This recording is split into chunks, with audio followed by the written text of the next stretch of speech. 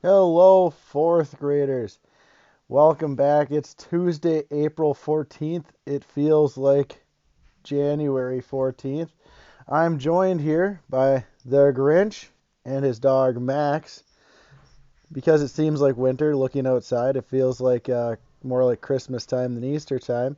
So I thought I'd have fun and do a little Christmas theme today. In fact, I think some of the kids and I might even watch some Phineas and Ferb's Swinter or maybe some Christmas movies. I don't know. Why not? It's April 14th. It feels like Christmas time. Let's watch some Christmas movies today. But we also have some other academic things to knock out as well. Before you go and steal your brother's present, wrap it up and give it to him saying Merry Christmas. Let's go through some reminders. We've got I've sent out new reading standards or new reading IXL opportunities yesterday. Sorry, Miss Sommerfeld did the reading. I did the math yesterday. So take a look at those. They were posted in IXL. If you have any questions on any of them or you want to review on the math stuff, please let me know. I'll be happy to do a video or let you know or talk to you or call you, something along those lines, and help you out with those. If you have any questions about those, please let me know. Keep going up and getting those free lunches and breakfast up at the high school.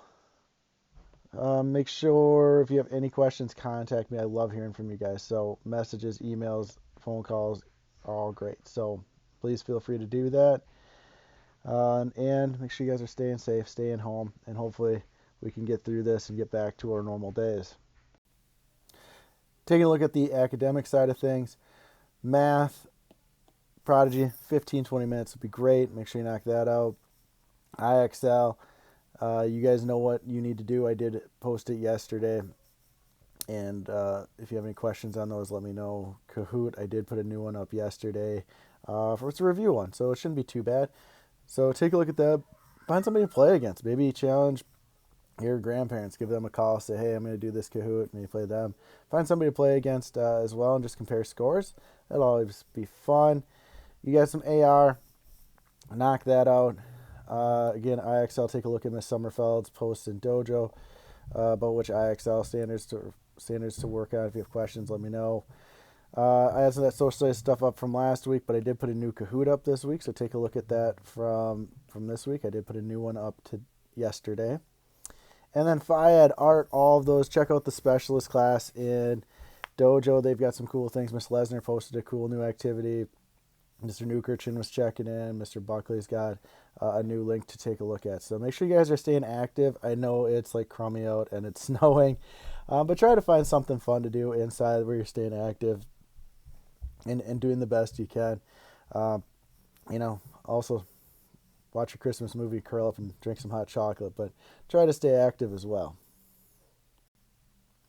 So here's the IXL standards or things I wanted you to work on, take a look at. Remember, place value.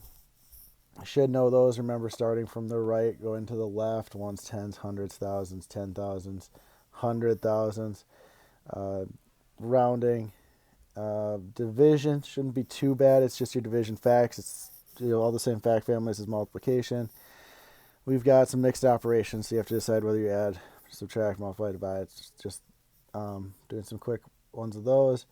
And then symmetry, you have to count the lines of symmetry. So they'll give you a shape, how many lines of symmetry are there, and just knowing whether or not it's a line of symmetry. So that's good. The City of Ember is the story we've been reading. We're learning a lot. We've learned a lot about Lena and Dune. Lena really wants to draw, and we talked about the drawing that she was doing and the colored pencils, and she lost her little sister for a little bit. Luckily, Dune was there to rescue her. So make sure you guys are following along in order. But we've got a very exciting chapter ahead of us today. It is called The Box, or The Box in the Closet.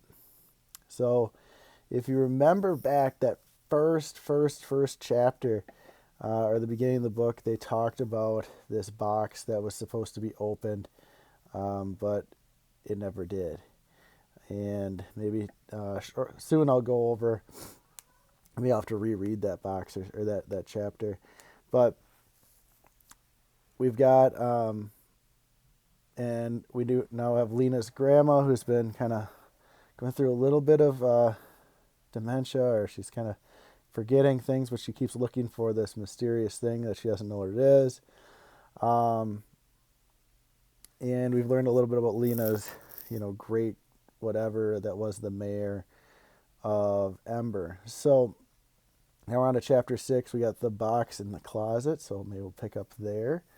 Or we'll pick up there and maybe learn a little bit more about what's going on. It was strange how people didn't talk much about the blackout. Power failures usually aroused lively discussion, with clumps of people collecting on corners and saying to each other, Where were you when it happened? And what's the matter with the electricians? We should kick them out and get new ones. And that sort of thing. This time, it was just the opposite. When Lena went to work the next morning, the street was oddly silent. People walked quickly, their eyes on the ground. Those who did not stop to talk spoke in low voices, then hurried on their way. That day, Lena carried the same message 12 times. All the messengers were carrying it. It was simply this, being passed from one person to another. 7 minutes. The power failure had been more than twice as long as any other so far. Fear had settled over the city. Lena felt it like a cold chill. She understood now that Dune had been speaking the truth on assignment day. Ember was in grave danger. The next day, a notice appeared on all city kiosks. Town meeting. All citizens are requested to assemble in Harkin Square at 6 p.m. tomorrow to receive important information. Mayor Leander Cole. What kind of important information? Lena wondered. Good news or bad? She was impatient to hear it. The next day, people streamed into Harkin Square from all 4 directions, crowding together so they could close so close that each person had hardly room to move. Children sat on the shoulders of fathers. Short people tried to push toward the front. Lena spotted Lizzie and called a greeting to her. She saw Vindy Chance, too, who had brought her little brother. Lena had decided to leave Poppy at home with Granny. There was too much danger of losing her in a crowd like this. The town clock began to strike. 6 vibrating bongs rang out, and a murmur of anticipation went through the crowd. People stood on tiptoe, craning to see. The door of the gathering hall opened, and the mayor came out, flanked by 2 guards. One of the guards handed the mayor a megaphone. The mayor began to speak. His voice came through the megaphone both blurry and crackly. People of Ember, he said. He waited. The crowd fell silent, straining to hear. People of Ember, the mayor said again. He looked from side to side. The light glinted off his bald head. Our city has experienced some slight difficulty. Times like this require great French shawl. What did he say? People whispered urgently. What did he say? I couldn't hear him. Slight difficulties, someone said, requires great patience from us all.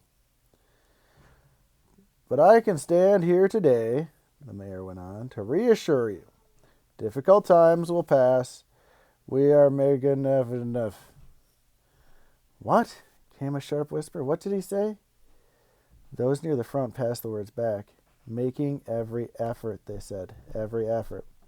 Louder! Someone shouted. The mayor's voice blared through the megaphone louder, but even less clear. Worsh pushlichen, he said. Pank, mooshin pank. No Russian pank. We can't hear you, someone else yelled.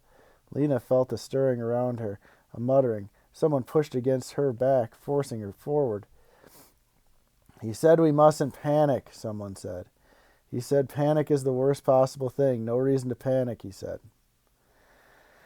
On the steps of the gathering hall, the two guards moved a little closer to the mayor. He raised the megaphone and spoke again. Solutions, he began. Urban phone. Solutions, the people in the front called to the people in the back. Solutions are being found, he said. What solutions? Called a woman standing near Lena. People elsewhere in the crowd echoed what the woman had said. What solutions? What solutions? Their cry became a chorus, louder and louder. Again, Lena felt the pressure from behind as people moved forward towards the gathering hall. Jostling arms poked her, bulky bodies bumped her and crushed her. Her heart began to pound. I have to get out of here, she thought. She started ducking beneath arms and darting to whatever space she could find, making her way toward the rear of the crowd. Noise was rising everywhere, and the mayor's voice kept coming in blasts of incomprehensible sound. And the people in the crowd were either shouting angrily or yelping in fear of being squashed. Someone stepped on Lena's foot, and her scarf was yanked half off.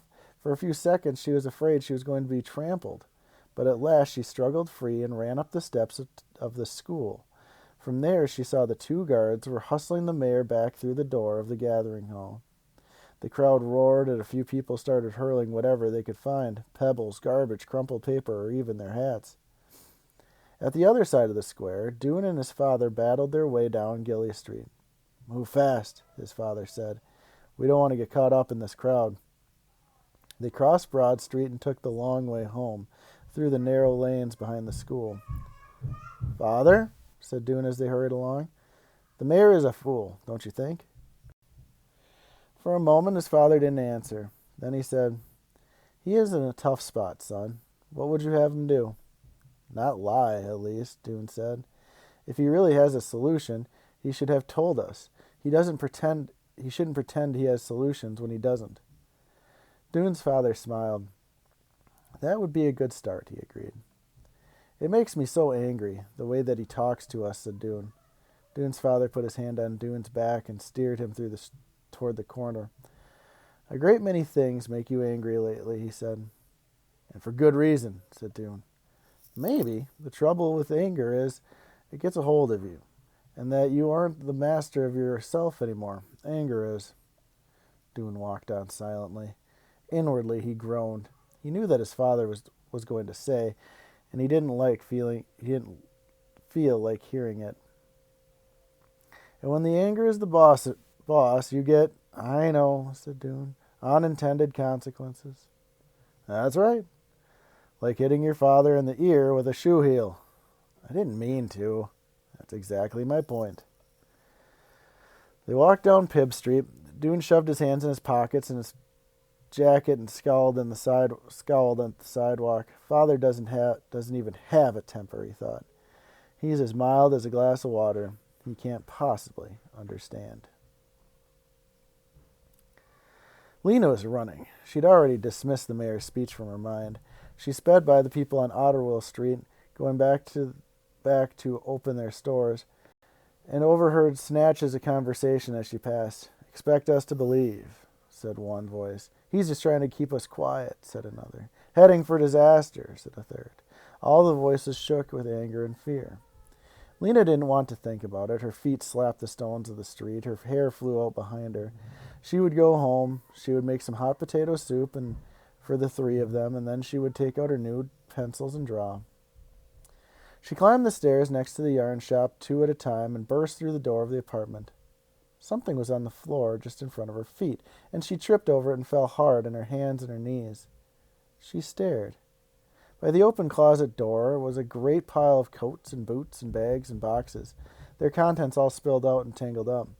A thumping rattling came from inside the closet. Granny? 2 more thumps. Granny's head poked around the edge of the closet door. I should have looked in here a long time ago, she said. This is where it would be, of course. You should see what's in here. Lena gazed around in the incredible mess. Into the closet had been packed the junk of decades, jammed into cardboard boxes, stuffed in old pillowcases and laundry bags, and heaped in a pile so dense that you couldn't pull one thing out without pulling out the rest out. The shelf above the coat rack was just as crammed as the space below, mostly with old clothes that were full of moth holes and eaten away by mildew. When she was younger, Lena had tried exploring this closet, but she never got far. She'd pull out an old scarf that would fall into pieces in her hands, or an open box that proved to be full of bent carpet tacks. Soon she would shove everything back in and give up. But Granny was really doing the job right. She grunted and panted as she wrenched free a closet's packed-in stuff and tossed it behind her. It was clear that she was having fun. As Lena watched, a bag of rags come tumbling out the door, then an old brown shoe with no laces. "Granny," said Lena, suddenly uneasy, "where's the baby?" "Oh, she's here," came Granny's voice from the depths of the closet. "She's been helping me." Lena got up off the floor and looked around. Soon she spotted Poppy. She was sitting behind the couch in the midst of the clutter. In front of her was a small box made of something dark and shiny. It had a hinged lid, and the lid was open, hanging backward. "Poppy?" said Lena. "Let me see that." She stooped up, and there was some sort of mechanism on the edge of the lid, a kind of lock, Lena thought. The box was beautifully made, but it had been damaged. There were dents and scratches in the hard, smooth surface. It looked as if it had been a container for something valuable. But the box was empty now. Lena picked it up and felt around to be sure. There was nothing inside at all. "Was there something in this box, Poppy? Did you find something in here?" But Poppy only chortled happily. She was chewing on some crumpled paper. She had paper in her hands, too, and she was tearing it. Shreds of paper looked strewn around her. Lena picked one up. It was covered with small, perfect printing. And that is where we are going to stop. Chapter 7 is a message full of holes. Maybe we'll be able to read what's in there. Threw a couple pictures up for some Socrative quizzes that we've done. I don't know which ones they were, but I just threw some pictures in here. I thought you guys might like to see those, using it to cover up the text behind it. So there's some different Socrative quizzes. I hope you guys are having a good day. I hope you guys try to enjoy today, even if the weather isn't so great. If you have any questions about what kind of things you should be working on, please let me know. I hope you guys are having a great day and you're having a good week. And hopefully you try to stay active even if the weather's kind of crummy. You can get out and play in the snow or do something fun. And take a look at IXL, take a look at Prodigy, make sure you keep reading. If you have any questions, please let me know. And I hope you guys have a wonderful day.